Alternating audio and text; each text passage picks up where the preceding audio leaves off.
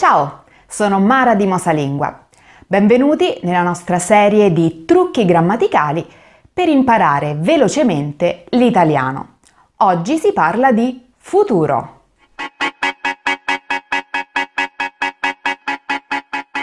In italiano il futuro si usa per parlare di cose che devono ancora accadere oppure di cose che non sono sicure. Ci sono molti modi per parlare di azioni future in italiano. Vediamo qualche esempio. Domani vado al mare. Noti qualcosa di particolare? Che tempo ho usato? Esatto, il presente.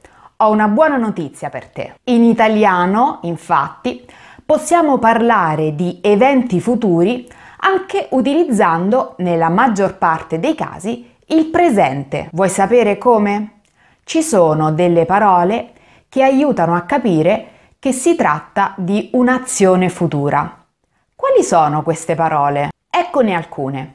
Domani, la settimana prossima, il mese prossimo, l'anno prossimo, tra un'ora. Con queste parole magiche puoi evitare, almeno all'inizio, di imparare la coniugazione al futuro dei verbi e utilizzare il presente, che già conosci. Il tuo messaggio sarà comunque chiaro, perché avrai usato queste espressioni che parlano di un'azione che non è ancora accaduta, quindi del tempo futuro. Una volta poi che avrai preso confidenza con il presente, puoi iniziare a memorizzare e usare il futuro vero e proprio. Vediamo come si forma. Per i verbi regolari è semplicissimo. Prendi il verbo all'infinito, levi le 3 lettere finali e aggiungi queste desinenze. Per i verbi con l'infinito in are e in ere devi aggiungere erò, erai, erà, eremo, erete, eranno. Per i verbi con l'infinito in ire devi aggiungere irò, irai, irà, iremo, irete, iranno. Facile. Vediamo allora qualche frase di esempio.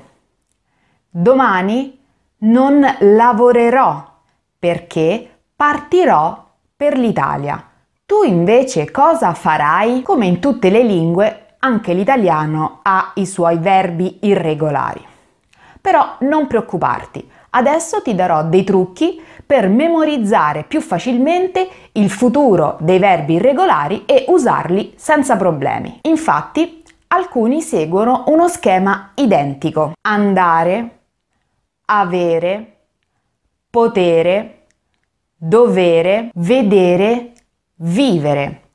Ti basta togliere la vocale al centro e la E finale e aggiungere le desinenze o, ai, a, emo, ete, anno e avrai il futuro dei verbi irregolari. Ricordati di imparare per primi i verbi che si usano più spesso nella vita quotidiana e che ti saranno più utili per comunicare. Ad esempio, impara il futuro degli ausiliari essere e avere. Il futuro del verbo essere è io sarò, tu sarai, lui, lei sarà, noi saremo, voi sarete, essi saranno. Il futuro del verbo avere è io avrò, tu avrai, lui, lei avrà, noi avremo,